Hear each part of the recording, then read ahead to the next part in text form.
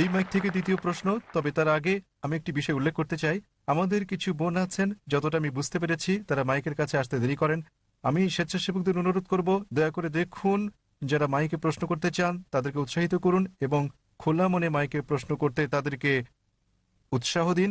দ্বিতীয়ত, যারা মাইকের কাছে আসতে চান না, আপনারা দয়া করে তাদেরকে প্রশ্ন স্লিপ দিতে পারেন।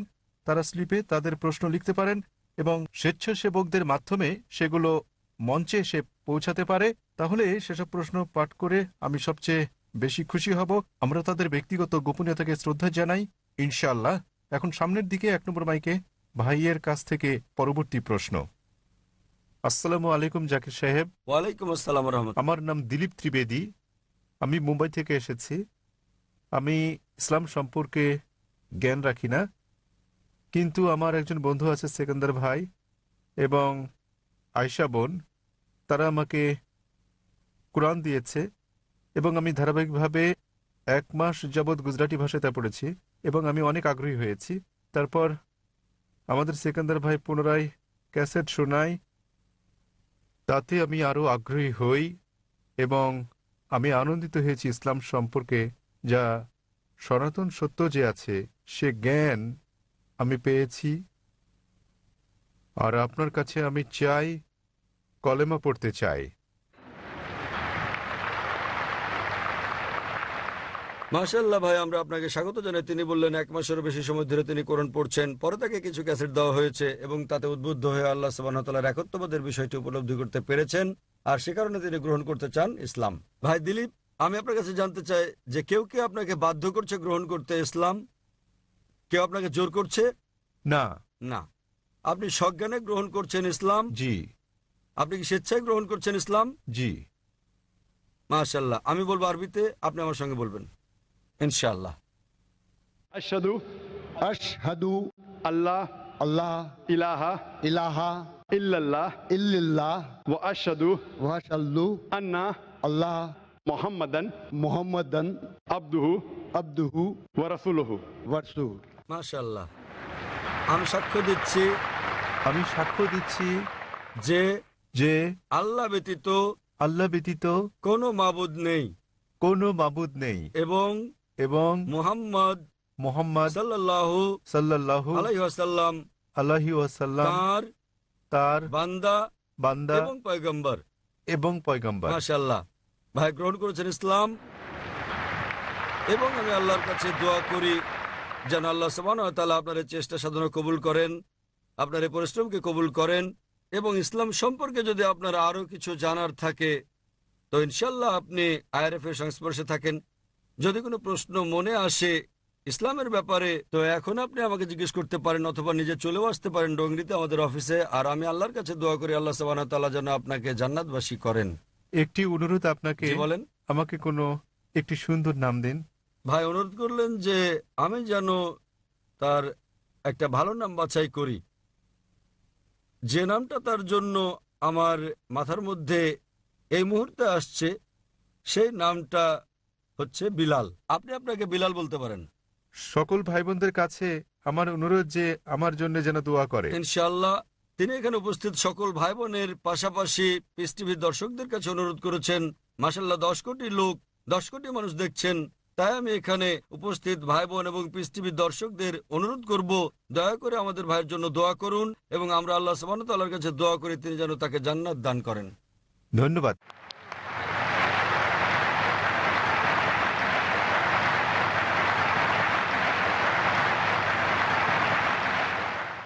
হ্যাঁ বোন, এই মাইক থেকে 2টি প্রশ্ন। প্রথমে এক বোন, এরপর বোন দ্বিতীয় প্রশ্ন করতে পারবেন। শুভ সন্ধ্যা স্যার, আমি ডাক্তার কল্পনা। আমি চিকিৎসা বিষয়ক প্রশ্ন করতে চাই। মূলত ইসলামে পরিবার পরিকল্পনার অনুমোদন আছে কি না, এবং সাধারণত কেন লোকেরা এমটিপি অর্থাৎ মেডিকেল টার্মিনেশন অফ প্রেগন্যান্সিকে টিএল অপেক্ষা বেশি পছন্দ করে থাকে, এবং তাদেরকে টিএল এর ব্যাপারে রাজি করানো বেশ কঠিন, অথচ এমটিপি করানো অনেক সহজ। কেন এমন হয়? বোন ডাক্তার, তাই অনেক শব্দ সংক্ষেপ এমটিপিটিএল ব্যবহার করেছেন। বেশিরভাগ শ্রোতা এগুলো নাও বুঝতে পারেন, তবে আমি নিজে ডাক্তার হয় বুঝতে পারছি তিনি কি বোঝাতে চাচ্ছেন। বোন প্রশ্ন করেছেন ইসলামে পরিবার পরিকল্পনা সম্পর্কে, যে কেন মুসলিমদের টিএল অর্থাৎ টিউবাল লাইগেশন মানে স্থায়ী পরিবার পরিকল্পনা পদ্ধতির চেয়ে এমটিপি অর্থাৎ মেডিকেল টার্মিনেশন অব প্রেগন্যান্সিতে রাজি করানো সহজ। দুটোর উত্তর একসঙ্গে দিচ্ছি। পরিবার পরিকল্পনা একটা অত্যন্ত বড় এবং ব্যাপক ধারণা, পরিবারের পরিকল্পনা, এবং মূলত লোকেরা পরিবারের পরিকল্পনা করে সন্তানদের আগমন বন্ধ করতে চায়। তাহলে এক্ষেত্রে ইসলামে কি বলা হয়েছে? পরিবার পরিকল্পনার স্থায়ী যে সকল পদ্ধতি রয়েছে, হতে পারে এটা টিউবাল লাইগেশন টিএল যেটা বলেছেন, হতে পারে ভ্যাসেক্টমি, তবে যে কোনো স্থায়ী পরিবার পরিকল্পনা পদ্ধতি ইসলামে নিষিদ্ধ। দ্বিতীয়ত, যে কোনো ধরনের গর্ভপাত, যে কোনো MTP medical termination of pregnancy এটা নিষিদ্ধ, কারণ মায়ের জীবনের জন্য ঝুঁকিপূর্ণ না হওয়া সত্ত্বেও আপনি একটা জীবন হত্যা করছেন। যদি মায়ের জীবন ঝুঁকিপূর্ণ হয়ে পড়ে, এ কারণে যে ইতোপূর্বে তার কয়েকবার অপারেশন করা হয়েছে এবং ডাক্তাররা যদি বলেন যে তার 4-5 বার অপারেশন করা হয়েছে, আরও একবার করলে তার জীবন ঝুঁকিপূর্ণ হতে পারে, অথবা তার হার্টের কোনো সমস্যা থাকলে এবং সে আর গর্ভধারণের কোনো কষ্ট সহ্য করতে না পারলে, সেক্ষেত্রে ইসলামী শরিয়ার বক্তব্য হচ্ছে বড় ক্ষতি রোধ করার জন্য ছোট ক্ষতি মেনে নেওয়া ভালো। মায়ের জীবন পৃথিবীতে আসতে যাওয়া সন্তানের জীবনের চেয়ে বেশি মূল্যবান। এহেন পরিস্থিতিতে শেষ ব্যবস্থা হিসেবে এসব পদ্ধতি ব্যবহার করা যেতে পারে। যে কোনো ধরনের স্থায়ী পদ্ধতি হোক, তা টিউবাল লাইগেশন, হতে পারে ভ্যাসেক্টমি, কিংবা হতে পারে মেডিকেল টার্মিনেশন অব প্রেগন্যান্সি, তা কেবল এইসব ক্ষেত্রে ব্যবহার করা যাবে, অন্য কোনো ক্ষেত্রে ব্যবহারের অনুমতি নেই। কেন নিষিদ্ধ এই সকল পদ্ধতি? কারণ পবিত্রকরণে বলা হয়েছে, সূরা আনাম অধ্যায় নম্বর 6 আয়াত নম্বর 151, স্বীয় সন্তানদেরকে দারিদ্র্যের ভয়ে হত্যা করো না, কারণ আল্লাহ সুবহানাহু ওয়া তাআলা তোমাদের ও তোমাদের সন্তানদের আহার দেবেন। আল্লাহ আবারও বলেছেন সূরা ইসরা সূরা নম্বর 17 আয়াত নম্বর 31, দারিদ্র্যের ভয়ে তোমাদের সন্তানদের হত্যা করো না, তোমাদের সন্তানদের ও তোমাদেরকে আল্লাহ জীবনোপকরণ দেবেন। সন্তান হত্যা করা হচ্ছে কঠিন পাপ। সুতরাং এই আয়াত অনুযায়ী যে কোনো মানুষকে হত্যা করা নিষিদ্ধ। এমনকি যে শিশু এই পৃথিবীতে আসছে তা সহ সব রকম মানুষ হত্যা করা নিষিদ্ধ। অন্যান্য অস্থায়ী পদ্ধতি গ্রহণের ব্যাপারে আলেমগণের মধ্যে মতভেদ রয়েছে। প্রথমে সবচেয়ে প্রচলিত হচ্ছে কপার টি। আর এই কপার টি আমি যখন পড়তাম মেডিকেল কলেজে তখন শিখেছিলাম এটা হচ্ছে একটা জন্ম নিরোধক। কিন্তু কপার টির ক্ষেত্রে কি ঘটে? ডিম্বাণু ও শুক্রাণু মিলে ইতোমধ্যেই তৈরি করে ফেলেছে জায়গোট। কিন্তু এই কপার টি জায়গোটকে জরায়ুর দেয়ালে ঝুলে থাকতে বাধা দেয়, মাতৃগর্ভের দেয়ালে লেগে থাকতে বাধা দেয়। তাই এটা খুবই আগাম গর্ভপাত ছাড়া কিছুই নয়। সুতরাং ইসলাম মতে যারা চিকিৎসা বিজ্ঞান সম্পর্কে জানেন তাদের ধারণায় কপারটিও নিষিদ্ধ। অন্যান্য অস্থায়ী পদ্ধতিগুলোর ব্যাপারে হতে পারে কন্ডম, হতে পারে অন্যান্য কোনো পদ্ধতি, মতপার্থক্য আছে। একদিন এক ব্যক্তি আমাদের নবীর কাছে এসে বললেন যে আমি করে থাকি আজল অর্থাৎ রতি বিরতিকরণ, এমন অবস্থায় বন্ধ করি যাতে নির্গত তরল স্ত্রী দেহে প্রবেশ করতে না পারে। এবং নবী চুপ ছিলেন। যেসব লোক কোনো অস্থায়ী ব্যবস্থার পক্ষে তারা বলেন নবী চুপ ছিলেন মানে অনুমতি দিয়েছেন, অন্য দল বলছে নবী চুপ ছিলেন মানে অনুমতি দেননি। মতপার্থক্য রয়েছে। তবে এখন আমি ফিরে যাব, কেন একজন মানুষ পরিবার পরিকল্পনা গ্রহণ করতে চায়, এটাই আমার মূল প্রশ্ন। সাধারণত একজন ডাক্তার কারো মাথা ব্যথা হলে তাকে অ্যাসপিরিন দেন, ক্রোসিন দেন। এটা কিন্তু প্রতিকার নয়, এটা একটা লক্ষণ ভিত্তিক চিকিৎসা। ব্যথার মাত্রাটা বাড়িয়ে দেয় যাতে আপনি ব্যথাটা অনুভব করেন না, কিন্তু এটা রোগের প্রকৃত নিরাময় নয়। জীবাণু ধ্বংস করাই হচ্ছে নিরাময়ের সর্বোৎকৃষ্ট উপায়। সুতরাং প্রথমে আমাদেরকে খুঁজে বের করতে হবে কেন মানুষজন পরিবার পরিকল্পনা গ্রহণ করতে চায়। যেসব কারণ খুঁজে পাওয়া যায় সেগুলোকে দুটো বড় ক্যাটাগরিতে ভাগ করা যায়। প্রথম ক্যাটাগরি হচ্ছে দারিদ্র। আপনি জানেন আমি দরিদ্র, যদি আমার অনেক সন্তান হয় তাহলে আমার নুনান্তে পান্তাপূর্ণর অবস্থা, অনেক সন্তান হলে মারাই পড়ব। অপর দলটা হচ্ছে ধনী, আমার অনেক টাকা আছে, তবে আমি আমার সন্তানকে ডাক্তার বানাতে চাই, আমার সন্তানকে ইঞ্জিনিয়ার বানাতে চাই। তারা এজন্যই পরিবার পরিকল্পনা করেন যাতে সন্তানকে ভালোভাবে মানুষ করতে পারেন। ইনশাল্লাহ দুটোই আলোচনা করব। প্রথম ক্যাটাগরির মানুষের কথা বলি, তারা দরিদ্র শ্রেণীর। ইসলামে এই সমস্যার সমাধান রয়েছে। ইসলাম ধর্মের তৃতীয় স্তম্ভ হচ্ছে জাকাত। প্রত্যেক ধনী ব্যক্তি যাদের সম্পদ নিসাব লেভেলের উপরে আছে, যাদের আছে 85 গ্রামের বেশি স্বর্ণ বা সমপরিমাণ, তাদের প্রত্যেক চান্দ্র বছরে অতিরিক্ত সম্পদের 2.5% দান করতে হবে। প্রত্যেক ধনী ব্যক্তি যদি জাকাত দেয়, দুনিয়া থেকে দারিদ্র্য ঘুচে যাবে, একটি মানুষও আর না খেতে পেয়ে মারা যাবে না। সুতরাং যদি আপনার সমস্যা দারিদ্র্য হয়ে থাকে, ইসলামে তার সমাধান আছে। এবং যে ব্যক্তি জাকাত নেবে, সমাজে সে ছোট হয়ে যাবে না। আর যে ধনী ব্যক্তি জাকাত দেন, তিনিও দরিদ্রকে দয়া করছেন না, কারণ সম্পদ আল্লাহর দান, জাকাত দেয়া তার কর্তব্য। তিনি গরিবদের করুণা করছেন না। এবং গরিব লোকেরা যখন জাকাত নেয়, এটা কোনো করুণা ভিক্ষা নয়, বরং এটা তাদের অধিকার। সুতরাং দারিদ্র্য যদি সমস্যা হয়, তাহলে আমাদের বাধ্যতামূলক দান অর্থাৎ জাকাত দিয়ে এর সমাধানের উপায় আছে। বিশ্বের সকল ধনী মানুষ যদি জাকাত দেয়, দারিদ্র্য দূর হয়ে যাবে এবং একজন মানুষ আর ক্ষুধার জ্বালায় মারা যাবে না। এখন আসি কোরআনের আয়াতে, যা আমি আগে বলেছি, দুটো আয়াত, সূরা আনাম অধ্যায় 6 আয়াত নম্বর 151 এবং সূরা ইসরা অধ্যায় নম্বর 17 আয়াত নম্বর 31। উপর থেকে দেখতে একরকম মনে হলেও চক ও পনিরের পার্থক্য আছে।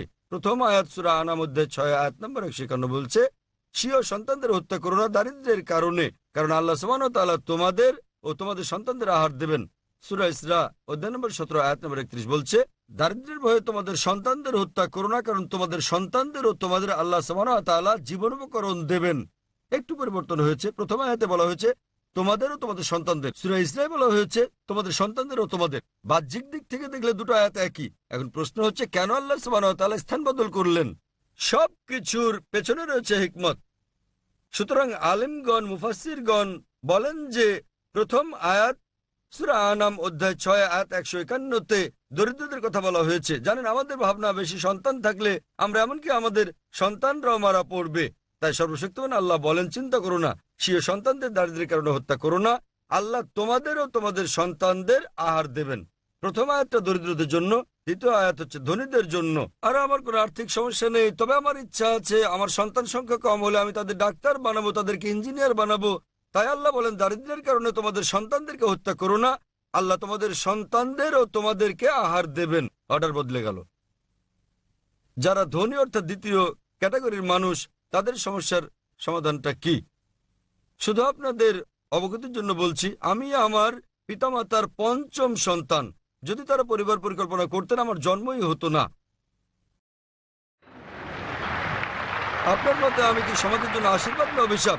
আপনি জানেন, বিশ্বে সমাজে শ্রেষ্ঠ পেশা ডাক্তার, চিকিৎসক। সবচেয়ে ভালো পেশা ডাক্তার, এর চেয়ে ভালো কিছু নেই। আলহামদুলিল্লাহ, পিতামাতার পঞ্চম সন্তান হয়েও আমি ডাক্তার হয়েছি। তবে আমি ডাক্তার হয়েছি মানুষের সেবার জন্য। কিন্তু যখন আরো ভালো পেশা পেলাম, আল্লাহ বলেন সূরা ফুসিলাত অধ্যায় 41 আয়াত নম্বর 33-এ, ওয়ামান আহসানু ক্বালাম মিম্মান দাআ ইলাল্লাহি ওয়া আমিলা সালিহান ক্বালা ইন্নানি মিনাল মুসলিমিন। তার কথার চেয়ে কার কথা উত্তম হতে পারে, যে মানুষকে আল্লাহর পথে ডাকে, ভালো কাজ করে এবং বলে যে আমি মুসলিম। যখন আমি আরো ভালো পেশা পেলাম, আমি শরীরের ডাক্তার হওয়ার থেকে হয়ে গেলাম আত্মার ডাক্তার। আমি যদি ডাক্তার থাকতাম, আমি নিশ্চিত এখানে 1 লাখেরও বেশি মানুষ আছেন, তারা আমার কথা শুনতে আসতেন না। তারা এখানে এসেছেন কারণ আমি দেহের ডাক্তার থেকে আত্মার ডাক্তার হয়েছি। তাই আপনাদের কাছে আমার প্রশ্ন, আমি আমার পিতামাতার পঞ্চম সন্তান, আমি কি সমাজের জন্য আশীর্বাদ না অভিশাপ হয়েছি? মানুষজনের একটা ভুল ধারণা রয়েছে যে যদি কম সন্তান থাকে তাহলে আপনারা বিকল্প সুবিধা নিতে পারবেন, তাদেরকে ভালো করে মানুষ করতে পারবেন। নোবেল পুরস্কার বিজয়ীদের তালিকা যাচাই করলে আপনারা দেখতে পাবেন, যারা পুরস্কার পেয়েছেন, বিশ্ব সেরা সেরা বিজ্ঞানী, সেরা ক্রীড়াবিদ, তাদের সকলে পিতামাতার প্রথম সন্তান নন, তারা একমাত্র সন্তানও নন। হয়তোবা কেউ দ্বিতীয় সন্তান, কেউ তৃতীয়, কেউ পঞ্চম, এরকম মিশ্র। কাজে এটা একটা ভুল ধারণা। আল্লাহ সুবহানাহু ওয়া তাআলা জন্মবিরতিকরণ প্রাকৃতিক উপায় বলে দিয়েছেন। ইসলাম অনুযায়ী যখনই একটি শিশু ভূমিষ্ঠ হয়, তখন থেকে মার উচিত তাকে দুধ পান করানো। কিন্তু আজকাল বিশ্বে মায়েরা মাতৃদুগ্ধ পান করাতে চান না, কেননা তাদের শরীর নষ্ট হয়ে যাবে। চিকিৎসা শাস্ত্র অনুযায়ী আপনার সন্তানকে সবচেয়ে উত্তম যে খাবার আপনি দিতে পারেন তা হলো মায়ের দুধ। আর আপনি সন্তানকে দুধ পান করালে প্রাকৃতিকভাবে দুগ্ধদানকালীন বিরতি ঘটবে। ডাক্তার হতে আপনি জানেন যে দুগ্ধদানকালীন একটা বিরতি রয়েছে, এর অর্থ মা এই সময় গর্ভধারণ করবেন না। যদিও এটা পুরোপুরি নিরাপদ নয়, তবে তার এই সময় গর্ভধারণের সম্ভাবনা খুবই কম থাকে। সুতরাং সর্বশক্তিমান আল্লাহ সুযোগ দিয়ে রেখেছেন। এবং জনসংখ্যা, এটা অভিশাপ নয়, এটা হচ্ছে আশীর্বাদ। আপনি জানেন, আমরা আমাদের দেশে ভারতে বলে থাকি, हम दो हमारे दो, আমরা দুজন এবং আমাদের দুজন। एक के बाद अभी नहीं, दो के बाद कभी नहीं। একটির পর এখনই নয়, দুটোর পর কখনোই নয়। এগুলো হচ্ছে ভারতীয় স্লোগান, কারণ ভারত সরকার জনসংখ্যার যত্ন নিতে জানে না। আমেরিকা গেলে দেখবেন শিশুরা টি শার্ট পরে থাকে যাতে লেখা থাকে আমি আমার পিতার কর সাশ্রয়ী। যত বেশি সন্তান থাকবে আপনাকে তত কর কম দিতে হবে। আপনি অস্ট্রেলিয়া যান কিংবা কানাডা গেলে দেখবেন শিশু জন্ম নিলেই সরকার তাদের ভাতা দেয়। প্রতিটি শিশুর জন্য প্রতি মাসে আপনি ভাতা পাবেন। সুতরাং আমেরিকা, অস্ট্রেলিয়া, কানাডার সরকার তাদের জনসংখ্যাকে উৎসাহিত করছে। ভারত সরকার কেন অনুৎসাহিত করছে?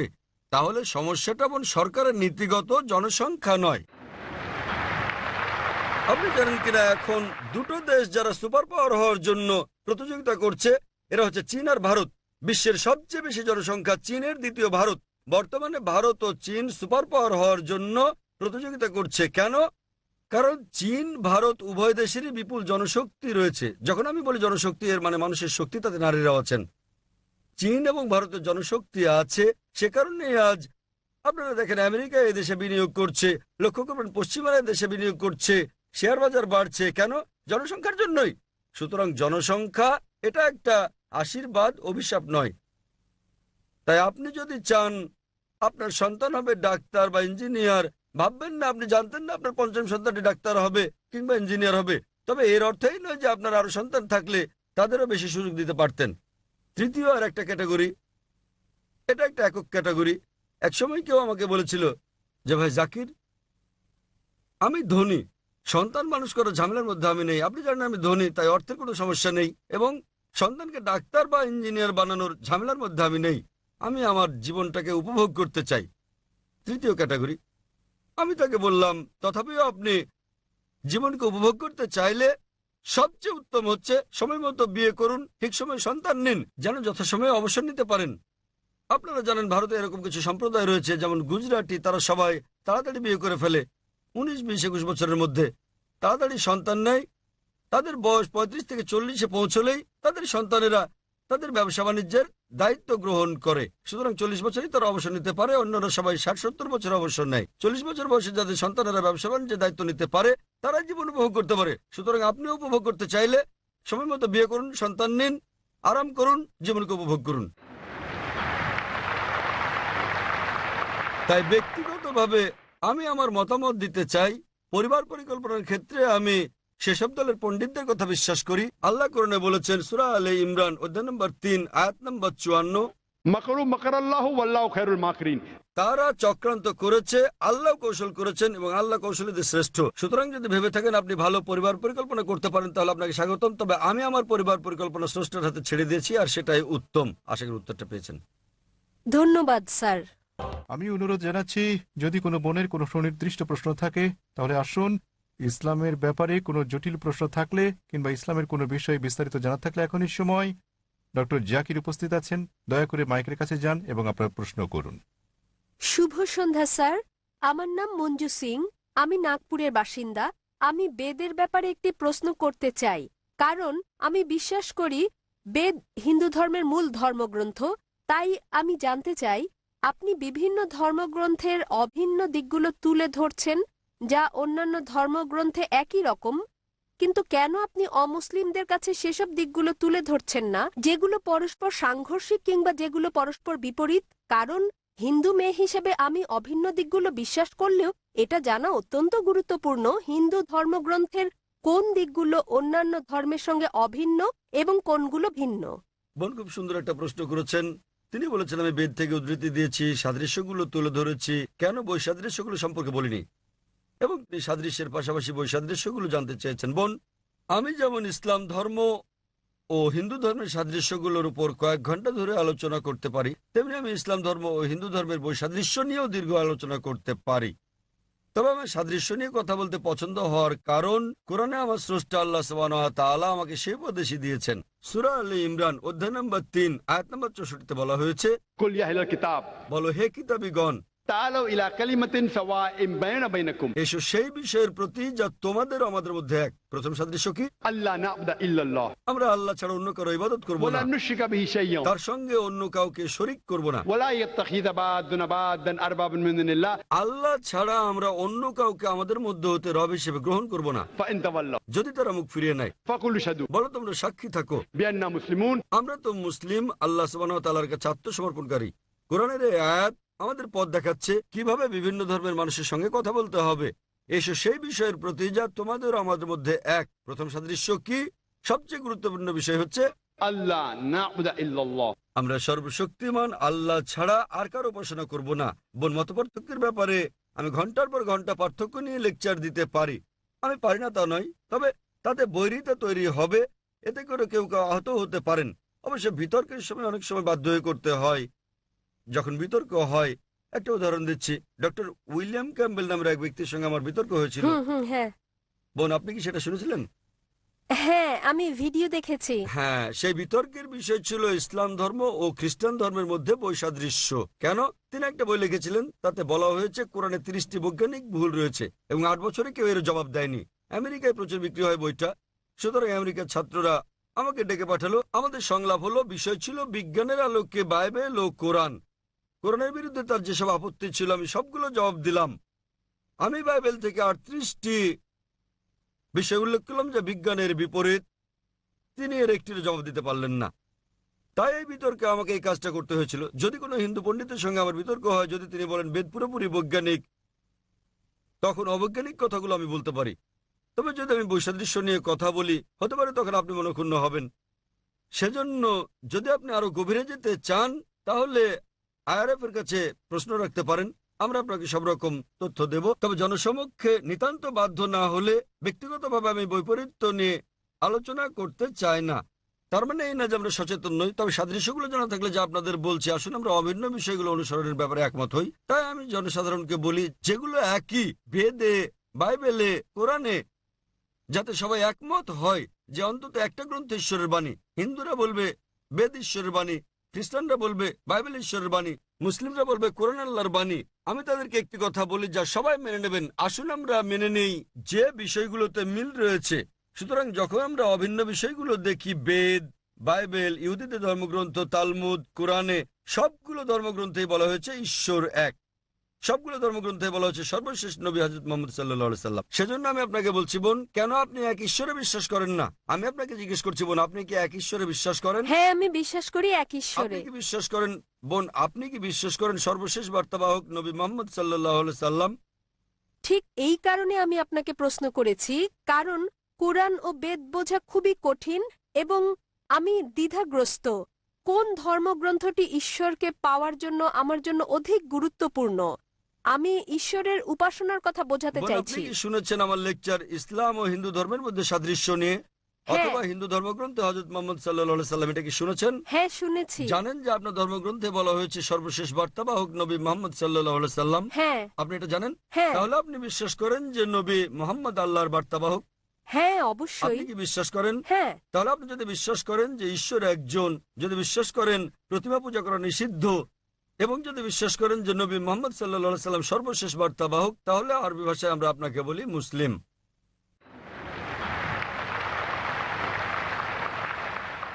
বোন, আপনি কি এক ঈশ্বরে বিশ্বাস করেন? হ্যাঁ, আমি এক ঈশ্বরে বিশ্বাস করি। প্রতিমা পূজা নিষিদ্ধ? হ্যাঁ আপনি কি বিশ্বাস করেন ঈশ্বরের কোনো আকৃতি নেই? হ্যাঁ কেউ বিশ্বাস করেন যে মুহাম্মদ সাল্লাল্লাহু আলাইহি সাল্লাম ঈশ্বরের বার্তাবাহক। সুতরাং যতটা আপনি অগ্রসর হয়েছেন, বেশি দূর না গেলেও এটা বিশ্বাস করেছেন যে আল্লাহ ছাড়া কোনো উপাস্য নেই এবং নবী মুহাম্মদ তার বার্তাবাহক, একথা স্বীকার করে পরোক্ষভাবে আপনি মুসলিম হয়ে গেছেন। মুসলিম মানে যে নিজেকে আল্লাহর কাছে সমর্পণ করে। আপনি নিজেকে সমর্পণ করেছেন। জানি পরোক্ষভাবে আমি একজন মুসলমান। যদি বেদ ও হ্যাঁ। কোরআন একই কথা বলে থাকে তাহলে হ্যাঁ। আমি আপনি পরোক্ষ হলেও কোনো সমস্যা নেই। পরোক্ষ হলেও স্বাগতম, প্রত্যক্ষ হন বা পরোক্ষ, আপনাকে আমরা স্বাগত জানাই। এখন আপনি জানেন কি কি অভিন্ন। এখন যদি বেদ বলে যে সর্বশেষ পয়গম্বর মুহাম্মদ সাল্লাল্লাহু আলাইহি সাল্লাম এবং তাকে অনুসরণ করেন, তাহলে আপনি নবী মুহাম্মদকে অনুসরণ করে পরোক্ষভাবে বেদকেই অনুসরণ করছেন। তাহলে আপনাকে হ্যাঁ। জানতে হবে নবী মুহাম্মদ কি বলেছেন, তারপর আপনাকে পড়তে হবে হাদিস। তবে ধীরে ধীরে তা আপনি এখন নার্সারিতে, তারপর জুনিয়র কেজি, তারপর সিনিয়র কেজি, তারপর প্রথম শ্রেণী, এভাবে দশম শ্রেণীতে উঠবেন। কিন্তু আপনি ভর্তি হয়েছেন কিনা আমি জানতে চাই। আপনি কি একমত যে আপনি মুসলিম? মুসলিম মানে যে নিজের ইচ্ছাকে আল্লাহর কাছে সমর্পণ করে দেয়। কেন এটা গুরুত্বপূর্ণ যখন কেউ এক ঈশ্বরে বিশ্বাস করে তাকে মুসলমান বলা? হ্যাঁ, কেন? মুসলিম মানে এমন ব্যক্তি নিজের ইচ্ছাকে যিনি আল্লাহর কাছে সমর্পণ করেন, এবং আল্লাহর কাছে আত্মসমর্পণের গুরুত্বপূর্ণ দিক হচ্ছে এক ঈশ্বরে বিশ্বাস করা, মূর্তি পূজা নিষিদ্ধ বিশ্বাস করা, এবং নবী মোহাম্মদকে বার্তাবাহক বলে বিশ্বাস করা। যদি আপনি কথা বলেন, তার মানে আপনি নিজেকে সমর্পণ করতে সম্মত, এবং এতে সময় লাগবে। এরপর আপনি স্ট্যান্ডার্ড 1-এ উঠবেন। ধীরে ধীরে আপনি জানতে পারবেন রোজা রাখার ব্যাপারে, দান করা, ডাকাতি না করা, চুরি না করা, এগুলো একে একে আসবে। কিন্তু আপনি সমর্পণ করতে সম্মত কিনা সেটা গুরুত্বপূর্ণ, এবং নবী মোহাম্মদের শিক্ষাগুলো মেনে চলতে সম্মত কিনা আপনার কাছে জানতে চাই আমি, বোন। হ্যাঁ, রাজি। তাহলে কি আপনি শাহাদা পাঠ করবেন? শাহাদা মানে আপনি আরবিতে বলবেন যে আল্লাহ ছাড়া কোনো উপাস্য নেই এবং নবী মোহাম্মদ তার বার্তাবাহক। হ্যাঁ, ঈশ্বর একজন, এবং এবং এবং মহানবী মুহাম্মদ সর্বশেষ পয়গম্বর। মাশাআল্লাহ, মাশাআল্লাহ বোন, আপনাকে অভিনন্দন। আমি আরবিতে বলবো, আপনি আমাকে অনুসরণ করবেন। আপনি কি জানেন যা আপনি বলছেন সেটা সেই একই জিনিস? তবে আমি জানতে চাই বোন, কেউ কি আপনাকে বাধ্য করছে এটা বলতে? না, কেউ না। কোনো চাপ প্রয়োগ করছে? না। সম্পূর্ণ নিজের ইচ্ছায়। হ্যাঁ। ঠিক আছে বোন, আমি আরবিতে বলবো, আপনি শুনে বলুন। अशहदु अशहदु अल्लाह अल्लाह इलाहा इलाहा इल्लल्लाह इल्लल्लाह व अशहदु व अशहदु अन्ना अन्ना मुहम्मदन मुहम्मदन अब्दुहु अब्दुहु व रसूलुहु। व रसूलुहु। আমি সাক্ষ্য দিচ্ছি, আমি সাক্ষ্য দিচ্ছি আমি সাক্ষ্য দিচ্ছি যে কোনো উপাস্য নেই যে কোনো উপাস্য আল্লাহ নেই ছাড়া, আল্লাহ ছাড়া, এবং নবী মুহাম্মদ এবং নবী তার উপর মুহাম্মদ শান্তি বর্ষিত হোক তার উপর শান্তি হলেন বর্ষিত হোক আল্লাহর বান্দা হলেন আল্লাহর এবং বান্দা আল্লাহর রাসূল। এবং আল্লাহর রাসূল। মাশাআল্লাহ, ধন্যবাদ। আপনাকে আমি অভিনন্দন জানাই বোন। এখন আপনি ইসলামে প্রবেশ করেছেন এবং ইনশাআল্লাহ আরো জ্ঞান অর্জন করে প্রথম স্ট্যান্ডার্ড, দ্বিতীয় তৃতীয় স্ট্যান্ডার্ড শ্রেণীতে উঠবেন। ইসলামিক রিসার্চ ফাউন্ডেশনের বন্ধুদের সংস্পর্শে থাকুন এবং আপনাকে দিক নির্দেশনা দিতে আমাদের ভালোই লাগবে। আর যদি কোনো প্রশ্ন থাকে কোরআন সম্পর্কে, ইসলাম সম্পর্কে, আপনি করতে পারেন। হিন্দু ধর্ম সম্পর্কেও কোনো প্রশ্ন থাকলে করতে পারেন। জি। আপনাকে সুস্বাগতম বোন, এবং আমি আল্লাহ তাআলার কাছে দোয়া করি তিনি যেন আপনাকে জান্নাত দান করেন। ধন্যবাদ স্যার। মাঝের দিকের ভাইয়ের নিকট থেকে পরবর্তী প্রশ্ন, মাইক নম্বর 2। আসসালামু আলাইকুম, আমার নাম অজয়। আমার প্রশ্ন হচ্ছে, জান্নাতে যাবার জন্য ইসলাম গ্রহণ করা কি আবশ্যক?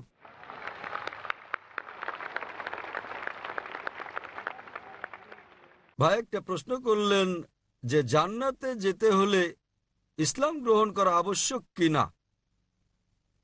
জিজ্ঞাসাটা এরকম যে পরীক্ষায় পাশ করতে আমাকে ভালো নম্বর পেতে হবে কিনা। পরীক্ষায় পাশ করার জন্য আপনাকে ন্যূনতম 5 নম্বর পেতে হবে। জান্নাতে যাওয়ার জন্য প্রয়োজনীয় শর্তাবলীর কথা বলছে সূরা আল আসর অধ্যায় নম্বর 103 আয়াত নম্বর 1 থেকে 3 বলা হয়েছে, वल अस्र इन्नल इंसान लफी खुस्र इल्ला लज़ीना आमनू व अमिलु सॉलिहाति व तवासौ बिल हक़्क़ व तवासौ बिस सब्र। সময়ের শপথ, নিশ্চয়ই মানুষ ক্ষতির মধ্যে রয়েছে, তারা বাদে যারা বিশ্বাস এনেছে, যারা সৎকর্ম করেছে, যারা সত্যের পথে মানুষকে আহ্বান করে এবং ধৈর্য ও অধ্যবসায়ের উপদেশ দেয়। কোন মানুষের বেহেশতে যাওয়ার জন্য ন্যূনতম 4টি গুণ থাকতে হবে কমপক্ষে। প্রথমত, বিশ্বাস স্থাপন করা, ঈমান আনতে হবে। ঈমান আনলে এক ঈশ্বরে বিশ্বাস করতে হবে, মুহাম্মদ সাল্লাল্লাহু আলাইহি সাল্লামকে শেষ পয়গম্বর মানতে হবে, ইত্যাদি ইত্যাদি। দ্বিতীয়ত, সৎকর্ম করা, বিশ্বাস করা ছাড়াও, ঈমান আনা ছাড়াও সৎকর্ম করা। अमल सॉलिहात। তৃতীয়ত হচ্ছে व तवासौ बिल हक़। মানুষকে সত্যের পথে ডাকা, এবং চতুর্থ হচ্ছে মানুষকে ধৈর্য আর অধ্যবসায়ের উপদেশ দেয়া। যে কোনো মানুষের জান্নাতে যাওয়ার জন্য কমপক্ষে 4টি গুণ থাকতে হবে, এবং যদি আল্লাহ ইচ্ছে করেন যে কোনো গুনাহ মাফ করতে পারেন, শিরক ছাড়া তিনি কখনো শিরক মাফ করবেন না। আল্লাহ বলেন সূরা নিসা অধ্যায় 4 আয়াত নম্বর 48 এবং সূরা নিসা অধ্যায় 4 আয়াত 116-তে যে আল্লাহ ইচ্ছে করলে যে কোনো গুনাহ মাফ করে দিতে পারেন, শিরক তিনি কখনোই মাফ করবেন না। যে লোক শিরক করেছে সে কঠিন গুনাহ করে ফেলেছে। শিরক একটা বড় গুনাহ। শিরক করলে জান্নাতে যাওয়া কোনো সুযোগ থাকলো না আপনার জন্য। অন্যান্য গুনাহ আল্লাহ ইচ্ছে করলে মাফ করে দিতে পারেন, তবে আপনার জান্নাতে যাওয়া নিশ্চিত করতে হলে ন্যূনতম 4টি গুণ অর্জন করতে হবে: ঈমান, সৎকর্ম করা, মানুষকে সত্যের পথে ডাকা এবং ধৈর্য ও অধ্যবসায়ের উপদেশ দেয়া। ভাই, আপনাকে আমি জিজ্ঞেস করছি, হ্যাঁ বলুন। আপনি কি জান্নাতে যেতে চান? আপনি জান্নাতে যেতে চান কি না? জি, যেতে চান আপনি? আমি এই জন্য বলছি, আমার অন্তর দিয়ে বলছি, আমাকে কলমা পড়িয়ে দিন। মাশাআল্লাহ, জান্নাতে যেতে চান। ভাই জান্নাতে যেতে চান এবং তিনি কলেমা পড়তে চান। কেউ কি আপনাকে ইসলাম গ্রহণ করতে জোর করছে ভাই? আচ্ছা, কেউ কোনো জোর করছে কি? কেউই না। আচ্ছা, করছে না। অর্থনৈতিক কোনো চাপ, টাকা পয়সার কোনো ব্যাপার? হ্যাঁ, না না, না। কেউ আপনাকে জোর করছে, জোর জবরদস্তি? কেউই না। আপনি আপনার অন্তর থেকে গ্রহণ করছেন। হ্যাঁ স্যার, ভালো ভালো কথা বলছে। ইসলাম আমার এই জন্য পছন্দ হয়েছে যে একজন ভগবান। মাশাআল্লাহ, ভাই বলছেন যে এমন সুন্দর সুন্দর কথা বলা হয়েছে ইসলামে এবং ইসলাম ধর্মে ঈশ্বর এক, তাই ইসলাম গ্রহণ করতে চান। আপনি কি মানেন যে মূর্তি পূজা করা ভুল? হ্যাঁ মূর্তি পূজা করা হ্যাঁ, ভুল। ভুল। আচ্ছা, আপনি কি মানেন যে মোহাম্মদ সাল্লাল্লাহু সাল্লাম শেষ পয়গম্বর? মোহাম্মদ সাল্লাল্লাহু সাল্লাম, মোহাম্মদ সাল্লাম আল্লাহর পয়গম্বর, এটাকে আপনি মানেন? মানি। মাশাআল্লাহ। তো ইনশাআল্লাহ আমি কলেমা পড়বো, আপনি হ্যাঁ। সেটা বলবেন হ্যাঁ এবং ইনশাআল্লাহ দোয়া করবো আল্লাহ যেন আপনাকে জান্নাতবাসী করেন। হ্যাঁ, ধন্যবাদ। আশহাদু আশহাদু আল্লাহ আল্লাহ ইলাহা ইলাহা ইল্লাল্লাহ ইল্লাল্লাহ ওয়া আশহাদু ওয়া আশহাদু আন্না আন্না মুহাম্মাদান মুহাম্মাদান আবদুহু আবদুহু ওয়া রাসূলুহু। ওয়া রাসূলুহু। আমি সাক্ষ্য দিচ্ছি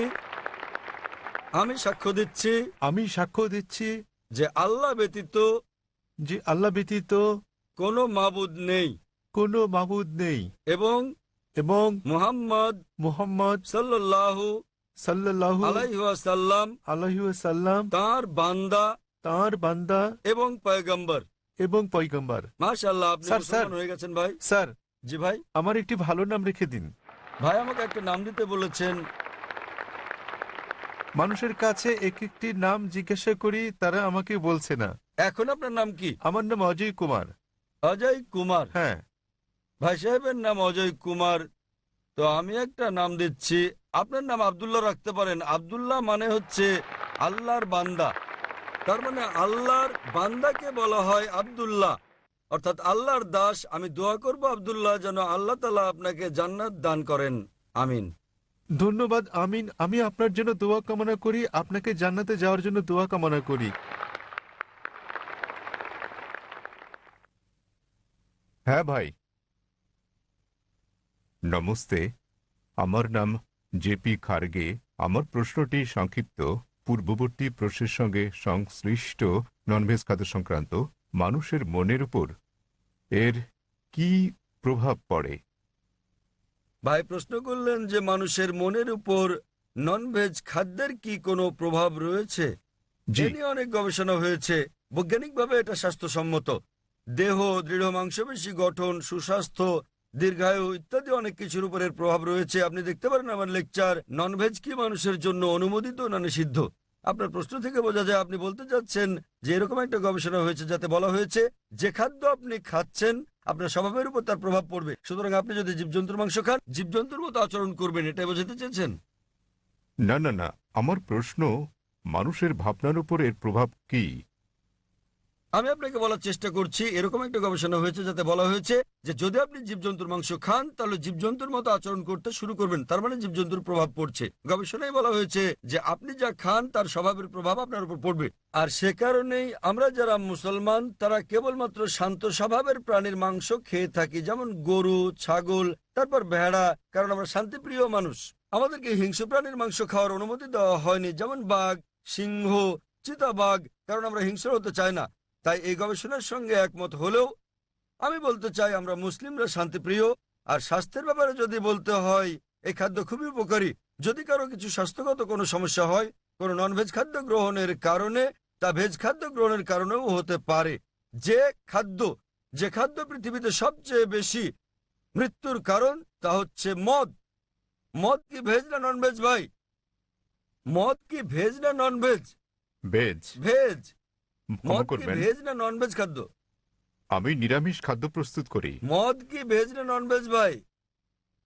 মদ কি ভেজিটেরিয়ান না নন ভেজিটেরিয়ান খাদ্য? ভেজ। ভেজ খাদ্য।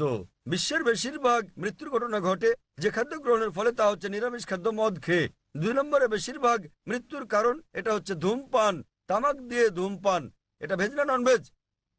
এটা নন ভেজ। তামাক ভেজ না নন ভেজ? ক্যাবেজ বাঁধাকপি ভেজ। বাঁধাকপি নয়, তামাক, তামাক বলছি। তামাক হচ্ছে নন ভেজ। তামাক নন ভেজ আপনি কোথায় পেলেন? ভেজ এটি সবজি জাতীয়। ভেজিটেরিয়ান, ঠিক।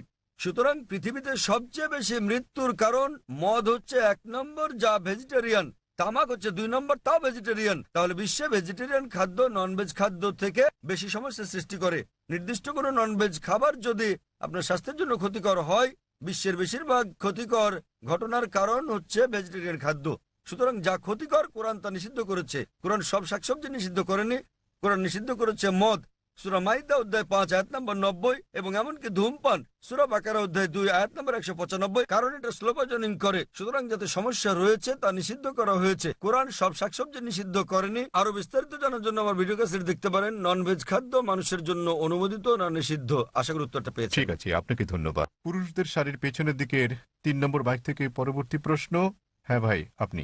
শুভ সন্ধ্যা, আমি ডক্টর মাথু এবং creation.com এর সঙ্গে জড়িত, যা ক্রিয়েশন মিনিস্ট্রিজ ইন্টারন্যাশনালের অংশবিশেষ। একজন চিকিৎসক হিসেবে আমি এখানে এসেছি কারণ আমি শান্তিপ্রিয়, এবং যেমন আপনি বলেছেন ভেতরে বাইরে শান্তি। এখন ব্যক্তিগতভাবে যখনই আমি এবং অন্যান্য লাখ লাখ মানুষ পাপবোধ ও এর জন্য অনুতাপের পর বুঝেছি যীশু খ্রিস্ট নিষ্পাপ ব্যক্তি আমার পাপের প্রায়শ্চিত্ত করে গেছেন। তিনি ক্রুশে করে আমার লজ্জা ও অপরাধ নিয়ে গেছেন এবং আমার জন্য জীবন দিয়ে গেছেন। আর সে কারণেই আমার মনে শান্তি আছে, এবং এই শান্তি এমন কিছু যা সমঝোতা এনে দেয়। আমি জানতে চাই, আপনি কি আমার এই শান্তি হরণ করতে চান?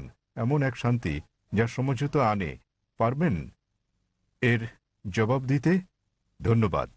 ভাই একটা সুন্দর প্রশ্ন করলেন। তিনি ডক্টর ম্যাথু, তার একটা ওয়েবসাইট এবং সংস্থা রয়েছে নাম ক্রিয়েশন। তিনি বললেন যে তিনি শান্তি খুঁজে পেয়েছেন, শান্তি লাভের জন্য এখানে এসেছেন। বললেন যীশু খ্রিস্টের মধ্যে শান্তি খুঁজে পেয়েছেন, তার পাপের জন্য তিনি ক্রুশবিদ্ধ হয়ে মারা গেছেন। তিনি ক্রুশবিদ্ধ হয়ে মারা গেছেন, তাই তিনি আমাকে প্রশ্ন করছেন, আমি কি আপনার শান্তি হরণ করতে পছন্দ করি? ভাই আমি কখনো আপনার শান্তি নষ্ট করতে চাই না। আমি আপনার মিথ্যে শান্তি নষ্ট করতে চাই এবং আপনাকে সত্যিকারের শান্তি দিতে চাই। আমি যীশু খ্রিস্টকে তার উপর শান্তি বর্ষিত হোক ভালোবাসি, তাকে শ্রদ্ধা করি এবং সম্মান করি। আমি জানতে চাই আপনিও কি যীশু খ্রিস্টকে ভালোবাসেন কি না। আপনার কাছে আমার একটা প্রশ্ন, জি। আপনি কি একমত? হ্যাঁ। বিশ্বাস করেন যীশু খ্রিস্ট ঈশ্বর? হ্যাঁ। ঠিক আছে ভাই, এবার হয় আপনি সত্যিকারের শান্তি নিন, নয় আমি আপনার শান্তি গ্রহণ করি। ঠিক ঠিক আছে। যদি আপনার শান্তি প্রকৃত শান্তি হয়, আমি আমার শান্তি ছেড়ে দিয়ে আপনার সঙ্গে যোগ দেব। ঠিক আছে। এখন আমাকে বললেন যীশু খ্রিস্ট তারপর শান্তি পরিষদ হোক ঈশ্বর। আমি চ্যালেঞ্জ করছি আপনাকে, পারলে বাইবেলের এমন একটা অনুচ্ছেদ দেখান, স্পষ্ট করে বলা একটা অনুচ্ছেদ দেখান, একটা দ্ব্যর্থহীন ভাবে বলা অনুচ্ছেদ দেখান, যেখানে যীশু খ্রিস্ট তারপর শান্তি পরিষদ হোক নিজে বলেছেন যে আমি ঈশ্বর, অথবা আমার উপাসনা করো, তাহলে আমি খ্রিস্টান ধর্ম গ্রহণ করতে রাজি আছি। আপনি বললেন যীশু হলেন ঈশ্বর। মুসলিমদের যতটা সংশ্লিষ্টতা রয়েছে তাতে ইসলাম ধর্ম হচ্ছে একমাত্র খ্রিস্টান ধর্ম বিশ্বাস যাতে যীশু খ্রিস্টকে তার উপর শান্তি বর্ষিত হোক বিশ্বাস করতে বলা হয়েছে। কোন মুসলিমই মুসলিম হতে পারবে না যদি সে যীশু খ্রিস্টকে বিশ্বাস না করে। আমরা বিশ্বাস করি যে তিনি সর্বশক্তিমান ঈশ্বরের অন্যতম সেরা পয়গম্বর ছিলেন। আমরা বিশ্বাস করি যে তিনি মসীহ ছিলেন, মানে খ্রিস্ট ছিলেন। আমরা বিশ্বাস করি তিনি জন্ম নিয়েছিলেন অলৌকিকভাবে, কোনো পুরুষের সংস্রব ছাড়াই, যা অনেক আধুনিক খ্রিস্টানই বিশ্বাস করে না। আমরা বিশ্বাস করি যে তিনি ঈশ্বরের অনুমতিক্রমে মৃতকে জীবন দান করেছিলেন। আমরা বিশ্বাস করি যে তিনি ঈশ্বরের অনুমতিতে জন্মান্ধ কুষ্ঠরোগীদের সুস্থ করেছিলেন। মুসলিম আর খ্রিস্টানরা এখানে একসঙ্গে চলছি, কিন্তু পার্থক্য আছে। যেমনটা আপনি বললেন যে বেশিরভাগ খ্রিস্টান বিশ্বাস করেন যে যীশু খ্রিস্ট নিজেকে ঈশ্বর দাবি করেছেন। পরিষ্কার করে বলা এমন একটিও উক্তি নেই সম্পূর্ণ বাইবেলে যেখানে যীশু খ্রিস্ট নিজেকে বলেছেন যে আমি ঈশ্বর কিংবা আমার উপাসনা করো। যদি এরকম উক্তি দেখাতে পারেন, আমি খ্রিস্ট ধর্ম গ্রহণ করতে প্রস্তুত। যদি তিনি না বলে থাকেন, তাহলে কেন আপনারা বিশ্বাস করেন তিনি ঈশ্বর? আর কোথায় যীশু খ্রিস্ট নিজে বলেছেন যে আপনাদের পাপ নিয়ে তিনি ক্রুশবিদ্ধ হয়ে মারা গেছেন? এই শিক্ষাটা হচ্ছে পলের। আপনারা কি পলকে না যীশু খ্রিস্টকে তার উপর শান্তি বর্ষিত হোক অনুসরণ করছেন? বাইবেলের কোথাও নেই। তাই আমার প্রশ্ন হচ্ছে, যখন যীশুখ্রিস্ট কখনো বলেননি যে তিনি ঈশ্বর, তাকে ভালোবাসবেন, আপনাদের সম্মান করা উচিত। তিনি বলেন যখন তাকে জিজ্ঞাসা করা হলো, যা ছিল প্রথম উপদেশ, সেটা উল্লেখ আছে গসপেল অব মার্ক অধ্যায় নম্বর 12 অনুচ্ছেদ নম্বর 29। তিনি বলেন, شما إسرائيل أدنى نحيد ما يخد শোনো হে ইসরায়েলগণ, আমাদের প্রভু ঈশ্বর হলেন এক ঈশ্বর। তিনি পূর্বসূরি মুসা আলাইহিস সালামের বাণীর আক্ষরিক পুনরাবৃত্তি করেন। তাই আমি আপনাকে বলছি, যদি আপনি যীশু খ্রিস্টের বাণীগুলো জেনে থাকেন, যদি আপনি বলেন যে খ্রিস্টান সেই ব্যক্তি যে যীশু খ্রিস্ট বা ঈসা আলাইহিস সালামের উপদেশ অনুসরণ করে, যেমন উল্লেখ রয়েছে বুক অফ এফিসিয়েন্স অধ্যায় নম্বর 5 অনুচ্ছেদ নম্বর 18, যে মদ পান করো না। এটা আরো উল্লেখ আছে বুক অফ প্রভাবস অধ্যায় নম্বর 20 অনুচ্ছেদ নম্বর 1। মদ হচ্ছে ব্যঙ্গকারী, প্রতারিতরা এটা গ্রহণ করে। আমরা মুসলিমরা মদ পান করি না, কিন্তু অনেক খ্রিস্টানই পান করে। এছাড়াও আমরা মুসলিমরা শুকরের মাংস খাই না, যেমন বাইবেলে উল্লেখ আছে বুক অব লেভিটিকাস অধ্যায় নম্বর 11 অনুচ্ছেদ 7 ও 8, বুক অব ডিউটেরোনমি অধ্যায় 14 অনুচ্ছেদ নম্বর 8, বুক অব আইজায়া অধ্যায় নম্বর 65 অনুচ্ছেদ 2 থেকে 5। তোমরা শুকরের মাংস খাবে না। আমরা মুসলিমরা শুকরের মাংস খাই না, কিন্তু খ্রিস্টানদের বেশিরভাগই খাই। যীশু খ্রিস্টকে তার উপর শান্তি বর্ষিত হোক, তার জন্মের 8ম দিনে খতনা করা হয়েছিল। এটা আছে গসপেল অব লুক অধ্যায় নম্বর 2 অনুচ্ছেদ নম্বর 21। আমরা মুসলিমরা খতনা করি, কিন্তু বেশিরভাগ খ্রিস্টানই তা করে না। যদি খ্রিস্টান মানে এটা হয় যে ব্যক্তি যীশু খ্রিস্ট সাল্লাল্লাহু সাল্লামের বাণী অনুসরণ করে, তাহলে আমি গর্বের সাথে বলি মুসলিমরা খ্রিস্টানদের চেয়ে অনেক ভালো খ্রিস্টান। তাহলে কোথায় আপনারা যীশু খ্রিস্টের উপদেশ মেনে চলেন আর বলেন যে আপনারা তার উপাসনা করেন? তো ভাই, বাইবেলের এমন একটা অনুচ্ছেদ আপনি উল্লেখ করেন যেখানে যীশুখ্রিস্ট তার নিজের মুখে দ্ব্যর্থহীন ভাষায় বলেছেন যে আমি ঈশ্বর, কিংবা আমার উপাসনা করো। ডক্টর জাকির নায়েক, জি ভাই। আমার প্রশ্নটি ছিল শান্তির ওপর, এবং আমার সেই শান্তি রয়েছে। আমি কোনো কিছু প্রমাণ কিংবা আপনার সঙ্গে ভিন্নমত পোষণ করার জন্য কিছু মুখস্থ রাখতে কিংবা বলতে আসি। ভাই, আমি যা বলতে চাই তা হচ্ছে শান্তি, যা আমার বিশ্বাস থেকে এসেছে। কারণ আমরা সবাই পাপী এবং আমাদের পাপ মোচনের জন্য ত্যাগ স্বীকার করা প্রয়োজন। তবে তা আমাদের কাজের মাধ্যমে নয়, বরং এটা বিশ্বাস করার মাধ্যমে যে ঠিক আছে, যীশু খ্রিস্ট আমার পাপের প্রায়শ্চিত্ত করে গেছে। ভালো। তাহলে আপনি একমত যে যীশুখ্রিস্ট সব মানুষের পাপ মোচন করে গেছেন। আপনি কি ব্যাপারে একমত? হ্যাঁ, যারা ঠিক আছে, তাকে বিশ্বাস ঠিক করে। আছে। তাহলে ধরুন আপনার মতো একজন খ্রিস্টান যে যীশুখ্রিস্টকে বিশ্বাস করে, সে আপনার স্ত্রীকে ধর্ষণ করলো, তাহলে কি সে স্বর্গে না নরকে যাবে? মাফ করবেন, যদি একজন খ্রিস্টান এসে আপনার স্ত্রীকে ধর্ষণ করে, যে বিশ্বাস করে যীশুখ্রিস্ট তার পাপের জন্য মারা গেছেন, তাতে যে পাপই করুক না কেন তার পাপ মোচন হয়ে গেছে। তো না। যীশুখ্রিস্ট যদি তার পাপের জন্য মারা গিয়ে থাকেন, এর অর্থ সব খ্রিস্টান পুরুষরা নারী ধর্ষণ করলে কোনো পাপ হবে না? না, কখনই না। কেন কখনো নয়? আপনি তো বললেন, যদি আপনি কোনো বলেছেন, ব্যক্তি আপনি তো বললেন ভাই, আপনি বললেন আপনার কর্ম আপনাকে স্বর্গে নেবে না, এটা আপনার বিশ্বাস। তাহলে যদি বিশ্বাস করেন যীশুখ্রিস্ট আপনার পাপের জন্য মারা গেছেন, যদি ধর্ষণ করেন, ডাকাতি করেন, যদি অন্য মানুষকে নির্যাতন করেন, তাহলে কি আপনি স্বর্গে যেতে পারবেন? সে খ্রিস্টানই নয়, যদি সে এমন কাজ করে, সহজ কিন্তু ব্যাপার। তিনি তো যীশুখ্রিস্টকে বিশ্বাস করেন, এমন খ্রিস্টান অনেককে না। আমি চিনি। এর মানে এটা ভুল ধারণা, ঠিক আছে? বাইবেলে লেখা আছে ঠিক। এমনকি শয়তানরাও যীশু খ্রিস্টকে বিশ্বাস করে, কিন্তু তারা তাকে অনুসরণ করে না। ঠিক, ঠিক আছে, তারা অনুসরণ করে না। আপনি কি যীশুখ্রিস্ট সাল্লামকে অনুসরণ করেন? জি, আপনার কি খতনা করানো হয়েছে? জি। তাহলে না, আমাকে খতনা করানো তাহলে হয়নি। কেন আপনি যীশুখ্রিস্টকে অনুসরণ করেন না? যীশুখ্রিস্টকে 8ম দিনে খতনা করানো হয়েছিল। আপনি একজন ডক্টর, জি। ঠিক? আপনি জানেন খতনা স্বাস্থ্যগত দিক দিয়ে কত সেটা উপকারী। আমার হাতে ছিল না, তাহলে সেটা ছিল কেন আমার আপনি- পিতামাতার হাতে। তো এখনো আপনি করতে পারেন, কোনো সমস্যা নেই। অবশ্যই। আপনি চাইলে সাহায্য করবো আমি। 1 নম্বর পয়েন্ট। 2 নম্বরটা হচ্ছে, আপনি কি শুকরের মাংস খান ভাই? না, কেন আপনি শুকরের মাংস খান না? ওল্ড টেস্টামেন্টে তা উল্লেখ আছে ঠিক। এবং ঈশ্বর তা উল্লেখ আপনি কি করেছে। মাদক সেবন করেন? আপনি কি মদ পান করেন? না, ভালো। আপনি কি বিশ্বাস করেন যীশুখ্রিস্ট ঈশ্বর? যিশু ঈশ্বর, যিনি মানুষরূপে পৃথিবীতে এসেছিলেন। কোথায় এটা উল্লেখ আছে বাইবেলের কোন অনুচ্ছেদে আমাকে বলেন? বাইবেলে কোন অনুচ্ছেদে? হ্যাঁ, বাইবেলের কোন অনুচ্ছেদে কোথায় যীশুখ্রিস্ট নিজে বলেছেন যে তিনি ঈশ্বর? ধরেন যদি কেউ আপনাকে ঈশ্বর বলে, আপনি কি বিশ্বাস করবেন আপনি ঈশ্বর? কেউ যদি আমাকে ঈশ্বর বলে, আমি তা বিশ্বাস করব? এই বিষয়টা মনে রাখা দরকার। যীশুখ্রিস্ট কখনো নিজেকে ঈশ্বর দাবি করেননি। প্রকৃতপক্ষে আপনি গসপেল অব ম্যাথিউ অধ্যায় নম্বর 19 অনুচ্ছেদ 16-17 দেখবেন, এক ব্যক্তি যীশুখ্রিস্টের কাছে এসে বলল, ও গুড মাস্টার, কি ভালো কাজ করলে আমি অনন্ত জীবনে প্রবেশ করতে পারবো? তখন যীশুখ্রিস্ট তারপর শান্তি পরিশুদ্ধ হোক বললেন, কেন তুমি আমাকে ভালো বলছো ঈশ্বরকে বাদ দিয়ে? কেন তুমি আমাকে গুড বলছো? একটি মাত্র গুড আছে, আর তা স্বর্গের ঈশ্বর। এবং তুমি যদি অনন্ত জীবন পেতে চাও, তাহলে উপদেশ বাণী মেনে চলো। তিনি কখনোই বলেননি যদি স্বর্গে যেতে চাও তোমরা আমাকে ঈশ্বর বলে বিশ্বাস করো। তিনি কখনো বলেননি যে তোমরা বিশ্বাস করো আমি তোমাদের পাপের জন্য মারা গেছি। তিনি বলেছেন যদি স্বর্গে যেতে চাও তাহলে উপদেশ বাণী মেনে চলো। আর এই উপদেশগুলো কি? ডাকাতি করো না, তোমরা মদ খেও না, প্রতিবেশীর স্ত্রীর প্রতি লালসা করো না। উপদেশ অনুযায়ী কাজ করলে তা তোমাকে স্বর্গে পৌঁছে দেবে। যীশুখ্রিস্ট কখনোই বলেননি যে তিনি ঈশ্বর ছিলেন। তাহলে আপনারা কেন বলছেন যে যীশুখ্রিস্ট তার উপর শান্তি বর্ষিত হোক ঈশ্বর? আপনারা তার বাণী মানছেন না। আমি বলিনি যে যিশু ঈশ্বর, আমি বলেছি আমার মনে শান্তি আছে এবং এই শান্তি ভাগ করে নিতে চাই। ভাই, অনেক মানুষ আছে শয়তানের পূজা অর্চনা করার একটা দল আছে, আপনি কি জানেন? আপনি কি এ ব্যাপারে শয়তানের পূজা সচেতন? অর্চনা করার অনেক ঠিক, দল। তাই তারা শয়তানের পূজা করে শান্তি পায়, তবে তা মিথ্যে শান্তি। তাই তো আপনাকে মিথ্যে শান্তি থেকে বের করে নিয়ে এই সত্যিকারের শান্তি দিতে চাই আমি। আপনি যাকে শান্তি বলছেন সেটা প্রকৃত শান্তি নয়। আপনি একটা ভুয়া ঈশ্বরের উপাসনা করছেন। যীশুখ্রিস্ট তার উপর শান্তি বর্ষিত হোক কখনো বলেননি তিনি ঈশ্বর। সুতরাং আপনি ভুল ঈশ্বরের উপাসনা করছেন এবং আপনি ভুয়া শান্তিতে আছেন। যেমন কিছু মানুষ শয়তানের পূজা করেও তারা ভাবে যে তারা সঠিক পথে আছে। আমি আপনাকে এই ভুয়া শান্তি থেকে বের করে নিয়ে আসল শান্তির পথে আনতে চাই।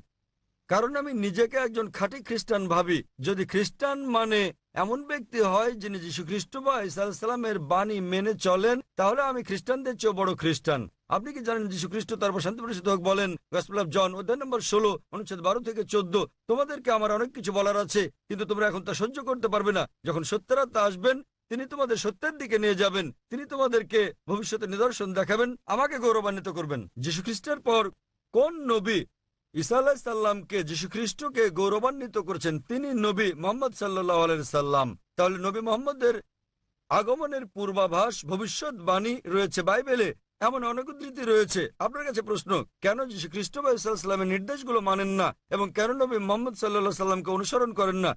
তাহলে আপনি কেমন খ্রিস্টান? আপনি কি বোঝাতে চেয়েছেন যে আমি খ্রিস্টানদের শিক্ষা অনুসরণ করি না? মোটেই তা নয়, আমি রেফারেন্স দিয়ে উদ্ধৃতি দিচ্ছি। বাড়ি ফিরে গিয়ে আপনি বাইবেল দেখেন রেফারেন্স সহ।